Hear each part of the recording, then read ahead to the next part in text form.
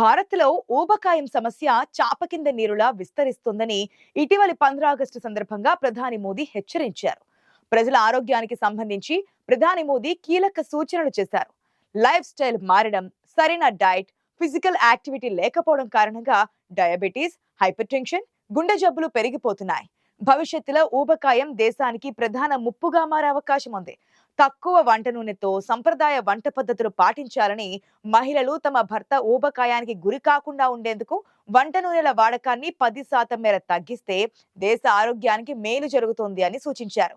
నూనె వాడకాన్ని తగ్గించడం వంటి ఆరోగ్యకర ఆహార నిర్ణయాలు వ్యక్తిగత ఎంపిక మాత్రమే కాదు, సామాజిక బాధ్యత అని కూడా ఆయన అన్నారు. ఊబకాయం, జీవనశైలి సంబంధిత వ్యాధులపై ఈ మధ్య మోదీ నిరంతరం అవగాహన కల్పిస్తున్నారు. ప్రతి ఒక్కరూ యోగా చేసేలా ఆయన మాటలు స్ఫూర్తిదాయకంగా ఉంటున్నాయి. ఆరోగ్యవంతమైన భారతాన్ని నిర్మించేందుకు ప్రతి ఒక్కరూ కృషి చేయాలని ఆయన పిలుపునిచ్చారు. మీకు తెలుసా, ప్రస్తుతం మన దేశంలోని ప్రతి నలుగురిలో ఒకరు ఊబకాయంతో బాధపడుతూ ఉన్నారు. ఈ నేపథ్యంలో ఊబకాయాన్ని నియంత్రించేందుకు కేంద్రం తొలిసారిగా మార్గదర్శకాలు రూపొందించడంపై దృష్టి పెట్టింది.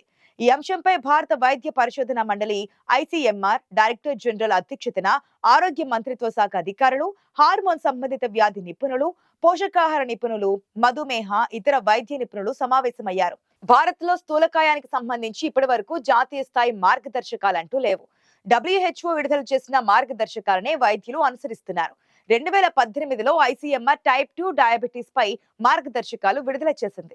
దీనిలోనే ఊబకాయం గురించి కూడా పరిమితంగా సూచనలు చేసింది.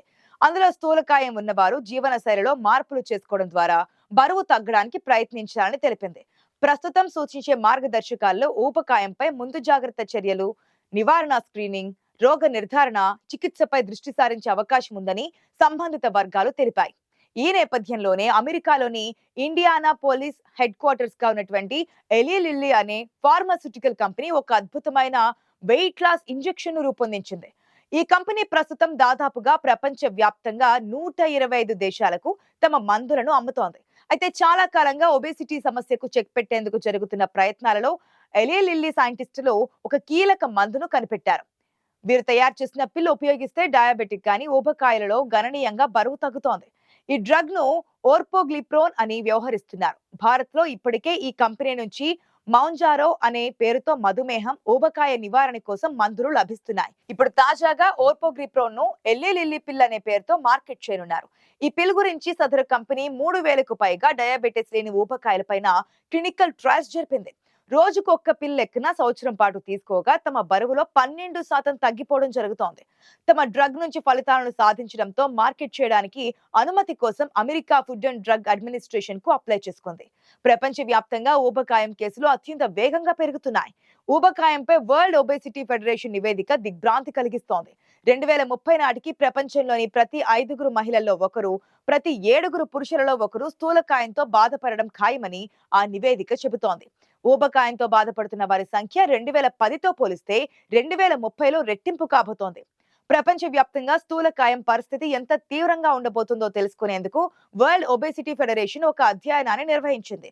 ఇది అందించిన నివేదిక ప్రకారం ఊబకాయం కేసులు పురుషుల కంటే మహిళల్లో ఎక్కువగా కనిపిస్తాయని అంచనా తేలింది. రాబోయే 8 సంవత్సరాల తర్వాత అంటే 2030 నాటికి ప్రపంచంలోని సుమారు 100 కోట్ల మంది ఊబకాయం బారిన పడనున్నారు. భారతదేశంలో ఊబకాయంతో బాధపడుతున్నటువంటి వారి సంఖ్య 7 కోట్లకు చేరనుంది. ఇందులో ఎక్కువ మంది మహిళలు ఉండనున్నారు. 2010లో భారతదేశంలో 20 మిలియన్ల మంది ఊబకాయం బారిన పడ్డారు. 2030 నాటికి భారతదేశంలో ఊబకాయం 70 మిలియన్ల మందిని ప్రభావితం చేస్తుందని, అందులో 271 మిలియన్లు 5 నుండి 19 సంవత్సరాల మధ్య వయసు గల పిల్లలేనని ఈ నివేదిక చెబుతోంది. ఇక్కడ ఆశ్చర్యకరమైన విషయం ఏమిటంటే 2025 నాటికి ఊబకాయం విషయంలో WHO ప్రమాణాలకు అనుగుణంగా ప్రపంచంలో ఏ దేశం కూడా లేదు. ది గార్డియన్ నివేదిక ప్రకారం స్థూలకాయంతో బాధపడుతున్న మహిళల్లో 50% పైగా అమెరికా, భారతదేశం, చైనా, పాకిస్తాన్లతో సహా 11 దేశాల్లో ఉన్నారు. ఊబకాయంతో బాధపడుతున్న పురుషులలో 50% పైగా భారతదేశం, అమెరికాతో సహా 9 దేశాలకు చెందిన వారు ఉన్నారు. భవిష్యత్తులో ఊబకాయం రేటు వేగంగా పెరుగుతుందని పరిశోధకులు చెబుతున్నారు. ఆహారంలో కొవ్వు పదార్థాలను చేర్చుకోవడం కారణంగానే ఈ సమస్య తలెత్తుతోంది. వీటి వల్ల శరీరానికి ఎలాంటి పోషకాలు అందకపోయినా బరువు మాత్రం పెరిగిపోతూ ఉంటారు. స్థూలకాయాన్ని అదుపులో ఉంచుకోవాలంటే రోజు శారీరక శ్రమతో పాటు ఆకుకూరలు, పండ్లను ఆహారంలో చేర్చుకోవాలని నిపుణులు చెబుతున్నారు. నిద్రలేమి, ఒత్తిడి, హార్మోన్లలో మార్పులు కూడా ఊబకాయాన్ని పెరిగేలా చేస్తాయని అనేక పరిశోధనల్లో రుజువైంది. ప్రస్తుతం ఊబకాయం అనేది ప్రపంచ వ్యాప్తంగా పెద్ద సమస్యగా మారుతోంది. పిల్లల నుంచి పెద్దవాళ్ల వరకు అన్ని వయసుల వారు ఊబకాయం బారిన పడుతున్నారు. ఊబకాయం దీర్ఘకాలంలో మధుమేహం, గుండె సంబంధిత వ్యాధులు, ఎముకల పటుత్వం తగ్గడం, సంతానోత్పత్తి సమస్యలు, క్యాన్సర్ వంటి రోగాలకు దారితీస్తున్నట్లుగా శాస్త్రవేత్తలు చెబుతున్నారు. ఊబకాయంపై ముందే అవగాహన వస్తే జీవనశైలి మార్పులతో ఈ ముప్పును అధిగమించవచ్చని అంటున్నారు శాస్త్రవేత్తలు. వయసు పెరిగిన వారిలో కాకుండా యుక్త వయసులో జీవనశైలి మార్పులు చేయడం ద్వారా ఊబకాయం ముప్పును తేలికగా అధిగమించే వీలుంటుంది. సరైన వ్యాయామం, ఆహారపు అలవాట్లు, సమయానికి తినడం, మద్యానికి దూరంగా ఉండడం, అధిక కొవ్వు పదార్థాలు కలిగిన ఆహారానికి దూరంగా ఉండడం ద్వారా సమస్యను చాలా వరకు అధిగమించవచ్చని అంటున్నారు వైద్య నిపుణులు. ఊబకాయం తగ్గించుకున్న తర్వాత మళ్లీ జీవనశైలిలో మార్పులు చేస్తే గనక తిరిగి ఊబకాయం బారిన పడే అవకాశం కూడా ఉంటుంది. బరువు తగ్గడానికి జీవనశైలి మార్పులు చేసుకుని తర్వాత వాటిని నిలిపివేస్తే వెంటనే బరువు పెరిగే అవకాశం ఉంటుంది. కొందరికి ఆకలి వేయకున్నా ఏదో ఒకటి తినాలని అనిపిస్తూ ఉంటుంది కదా. కొందరిలో కడుపు నిండిన తర్వాత కూడా రుచి బాగుంటుందని మరింత తినడానికి ఇష్టపడుతూ ఉంటారు. అలా చేయడం వల్ల వారికి తృప్తిగా, సంతోషంగా అనిపిస్తోంది. ఇది ఒక రకంగా అనారోగ్యకర ఆహారపు అలవాటుగానే చూడాల్సి ఉంటుంది. ఆకలి వేయకున్నా ఆనందం కోసం ఏదో ఒకటి తినే అలవాటుని హెడోనిక్ ఈటింగ్ అంటారు. నిజానికి మనం తినే ఆహారం, తాగే పానీయాల నుంచి వచ్చే క్యాలరీలు శక్తితో మన శరీరం పనిచేస్తూ ఉంటుంది. మనం తీసుకున్న క్యాలరీల కంటే ఎక్కువ క్యాలరీలను ఖర్చు చేసినప్పుడు మనకి ఆకలిగా అనిపిస్తూ ఉంటుంది.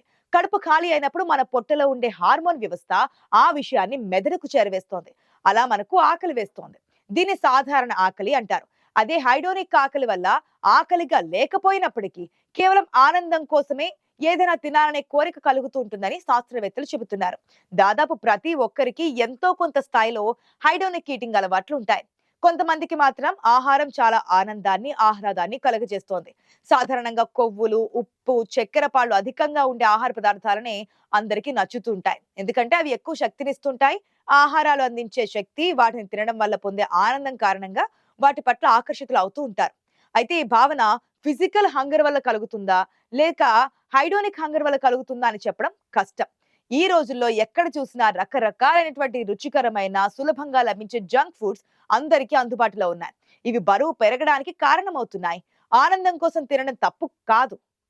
కానీ అతిగా తినడం, తిండిని వ్యసనంగా మార్చుకోవడం వల్ల ఒబేసిటీ వచ్చే ప్రమాదం ఉంటుంది. ఒక్కసారి వస్తే తిరిగి వెనక్కి వెళ్ళడం చాలా చాలా కష్టం.